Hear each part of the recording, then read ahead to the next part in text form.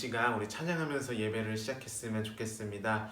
우리 시간 함께 부를 찬양은 주님 말씀 앞에 선이라는 찬양이에요. 참 이 가사를 생각하면 생각할수록 참 이 땅의 교회인 우리가 어떻게 나가야 되는지 우리의 그 방향을 잘 말해주고 있는 것 같아요.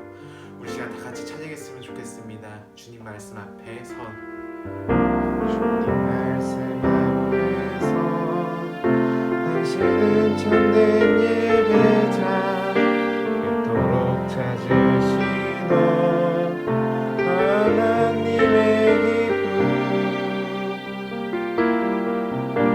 이 세상을 향한 거룩한 생명빛 되어 이 세상을 위한 구원의 소망 되어 영원한 하나님의 나라 함께 세워가리. 주의 부르심 따라 당신의 삶을 드릴 때 세상은 당신 안에서 주의 영광 보리라. 이 세상을 이길 주님의 군사 되어 이 세상을 섬길 주님의 손과 발 되어 영원한 하나님의 나라 함께 세워가리. 우리 다시 찬양할까요? 주님 말씀 앞에서 당신은 참된 예배자 그토록 찾으시던 하나님의 기쁨 이 세상을 향한 거룩한 생명빛 되어 이 세상을 위한 구원의 소망 되어 영원한 하나님의 나라 함께 세워가리. 주의 부르심 따라 당신의 삶을 드릴 때 세상은 당신 안에서 주의 영광 보리라. 이 세상을 이길 주님의 군사 되어 이 세상을 섬길 주님의 손과 발 되어 영원한 하나님의 나라 함께 세워가리. 우리 시간 다 같이 예배를 위해 기도했으면 좋겠습니다. 하나님, 우리 예배를 기뻐 받아주시고 제가 하나님의 말씀을 들으며 나아갈 때에 우리 하나님 하나님의 사랑과 은혜, 하나님의 마음을 깨닫는 귀한 시간이 될 수 있도록 우리 다 같이 기도했으면 좋겠습니다. 다 같이 기도하시겠습니다.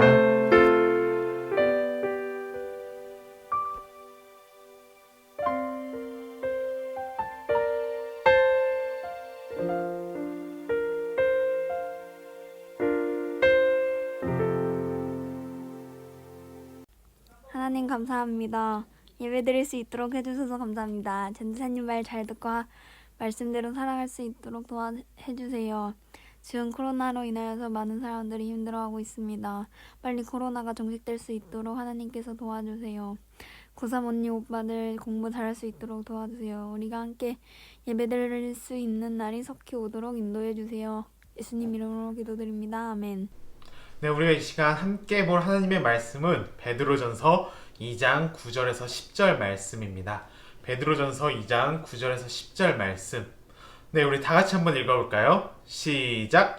그러나 너희는 택하신 족속이요 왕같은 제사장들이요 거룩한 나라요 그의 소유가 된 백성이니 이는 너희를 어두운 데서 불러내 그의 기이한 빛에 들어가게 하신 이의 아름다운 덕을 선포하게 하려 하심이라. 너희가 전에는 백성이 아니더니 이제는 하나님의 백성이요 전에는 긍휼을 얻지 못하였더니 이제는 긍휼을 얻은 자니라. 아멘. 우리가 낯선 도시에 아니면 말도 안 통하는 그 낯선 외국에서 길을 잃어버렸다면 우리 친구들은 무엇을 해야 될까요? 바로 지도를 봐야 되겠죠. 요즘은 지도를 가지고 다니지 않으니 바로 우리는 핸드폰을 켜서 지도 앱을 접속하고 여기가 어디인지 그리고 내가 어느 위치에 있고 어디로 가야 되는지 확인을 할 거예요. 우리가 함께 살펴보고 있는 이 베드로전서가 그 당시 로마 변두리에 흩어져 있는 교회들을 위하여 하는 일이 바로 이 지도의 역할이었어요. 구약부터 시작해서 하늘에 일어난 일들을 지도처럼 이렇게 펼쳐 보이면서 나는, 당신은, 교회는 누구이며 어디로 가야 어디에 서 있는가를 보여주고 있는 거죠. 우리가 함께 읽은 9절에서 10절도 마찬가지인데 제가 새롭게 옮겨서 읽어 드릴게요. 하지만 여러분은 택하심을 받은 족속이고 제사장 나라며 거룩한 민족이고 또한 그의 소유된 백성입니다. 이는 어둠에서부터 여러분들을 불러내셔서 그의 기이한 빛 안에 들어가게 하신 분의 덕을 널리 전파하게 하려 하심이라. 여러분은 이전에 하나님의 백성이 아니었지만 지금은 하나님의 백성입니다. 여러분은 긍휼을 얻지 못했지만 지금은 그 긍휼을 입은 사람들입니다. 우리는 이 말씀을 보며 어떤 것들이 가장 먼저 눈에 들어오나요? 아마 많이 들어봤던 택하심을 받은 족속, 왕 같은 제사장, 거룩한 나라, 그의 소유된 백성. 그렇죠. 너무 좋은 말들에 우리는 눈이 가게 되고 왠지 우리가 귀한 존재처럼 느끼게 되죠. 하지만 이 말씀은 여기서 끝이 나는 게 아니에요. 이 말씀 속에는 더 중요한 내용이 있는데 그건 우리 뒷부분에 가서 한번 나눠봤으면 좋겠습니다. 자, 그럼 우리 베드로는 교회에 대해서 어떻게 이야기를 하고 있나요? 그렇죠. 우리가 방금 읽었던 대로 4가지가 있는데 우리 첫 번째로는 택하신 족속이라고 말을 하고 있어요. 족속, 구약이나 신약에는 족보가 나오는데 그 족보들을 보면 바로 혈통으로 이루어져 있는데 지금 베드로는 택하심을 받은 족속이라고 할 때 누구한테 말을 하고 있나요? 바로 이스라엘만이 아닌 예수 그리스도의 복음을 믿음으로 교회를 이룬 다양한 사람들에게 이야기를 하고 있어요.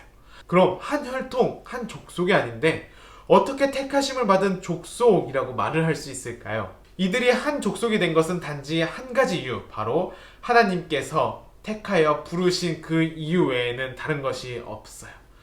우리 믿음의 조상이라고 말하는 아브라함 자신도 혈통이 아니라 하나님의 택하여 부르심을 따라 믿음의 조상이 되었고 그의 아들 이삭도 약속을 따라 난자인 것처럼 이제 하나님은 예수 그리스도를 믿는 믿음을 통해서 이 지구상에 매우 색다른 족속을 탄생시키셨어요. 오직 그리스도의 피로 된 교회예요. 베드로는 교회에 대해서 두 번째로 뭐라고 이야기했나요? 바로 제사장 나라라고 이야기를 하고 있어요. 이스라엘 백성들은 하나님께로부터 받은 이 제사장 나라의 사명을 잃어버렸어요. 그래서 다른 나라들 앞에서 하나님의 그 거룩한 이름을 땅에 떨어뜨리게 되었죠. 하지만 하나님께서는 그대로 방치하지 않으시고 이 사명을 교회에게 그리고 우리에게 맡기신 거예요. 온 땅과 하늘을 지으시고 다스리시는 그 하나님께서 세상의 썩어짐과 허무함에 그 종노릇하는 그들을 구원하고자 이를 위해 교회를 부르셨어요. 교회는 자신들이 경험한 그 하나님의 그 빛 가운데로 세상을 이끌어 와야 하는 제사장 사명을 받은 거예요. 우리 왕 같은 제사장, 들으면 괜히 어깨에 힘이 들어가고, 그렇죠? 교회에 뭔가 자존감이 회복되는 그러한 말씀이 아니라 하나님께서는 불의한 자들, 부패하고 더럽고 허무한 것에 종노릇하고 있는 그 세상 사람들을 교회에게 그리고 우리에게 맡기셨다라는 거예요. 하나님은 아직 세상을 버리시지 않으셨어요. 자신을 떠난 사람들을 불러내시기 위해 우리를 택하셨고 사용하고 싶어 하세요. 그래서 교회는 온 세상을 회복시키는 하나님의 꿈을 품고 세상 속에 흩어져 세상을 하나님으로 향하게 하는 그 제사장 나라인 거예요. 자, 베드로는 교회를 세 번째로 거룩한 민족이라고 했어요. 앞에서 이야기했듯이 그 다양한 민족의 출신들로 구성된 교회를 향해 하나님은 이제 하나님께서 구별하시고 거룩하게 하신 새로운 민족이라고 선포하셨는데 이 세상에는 이러한 민족이 없어요.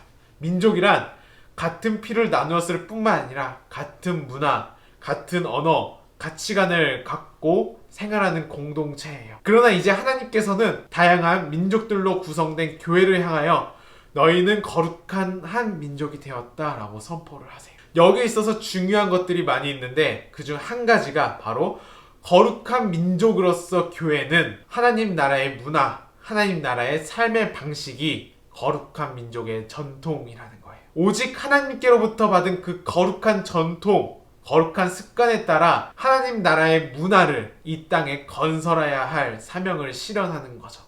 네 번째로 베드로는 교회를 어떻게 이야기했냐면 소유된 백성이라고 이야기를 했어요. 소유된 백성은 하나님의 구원과 보호뿐만 아니라 목적과 사명, 세상을 향하신 하나님의 그 계획이 잘 드러나고 있는 표현이에요.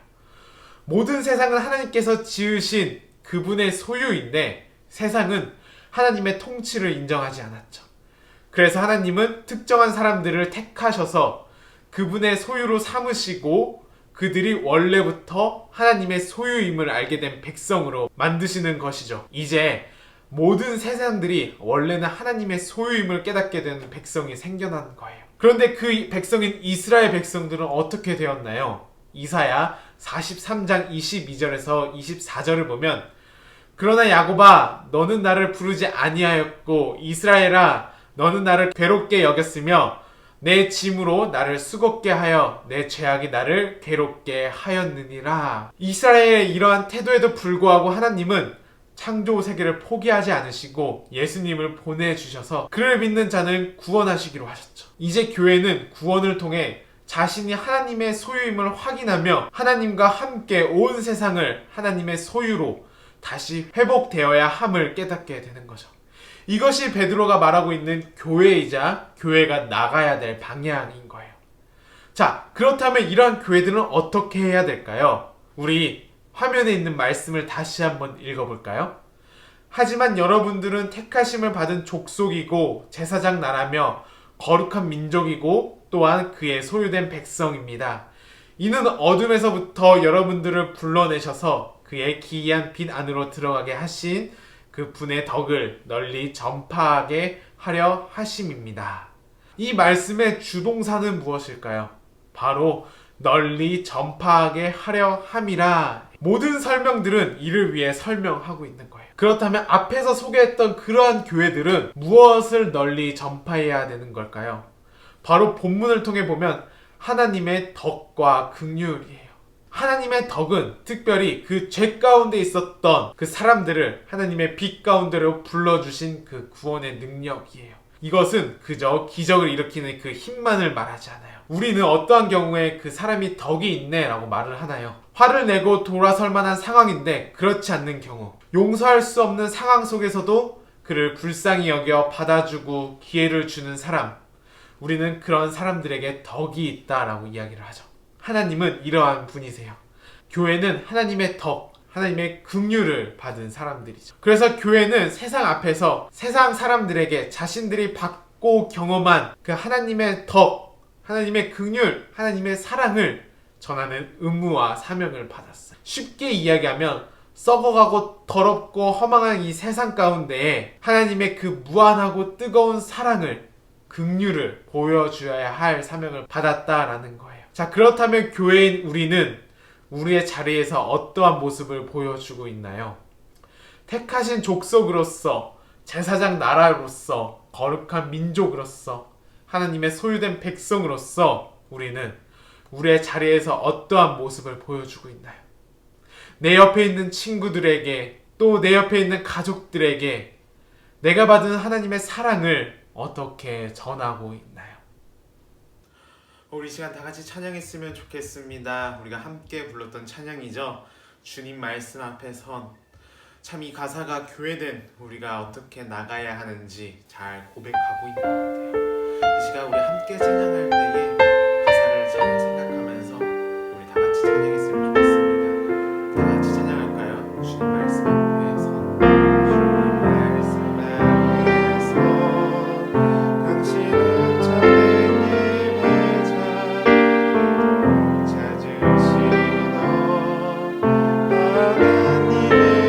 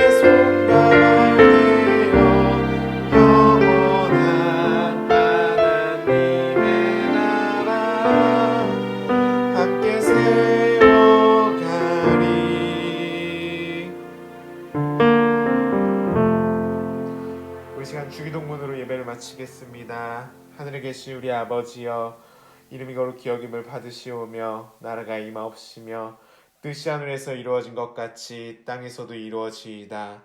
오늘 우리에게 일용할 양식을 주옵시고 우리가 우리에게 죄진 자를 사하여 준 것 같이 우리의 죄를 사하여 주옵시고 우리를 시험에 들게 하지 마옵시고 다만 악에서 구하옵소서. 대개 나라와 권세와 영광이 아버지께 영원히 있사옵나이다. 아멘.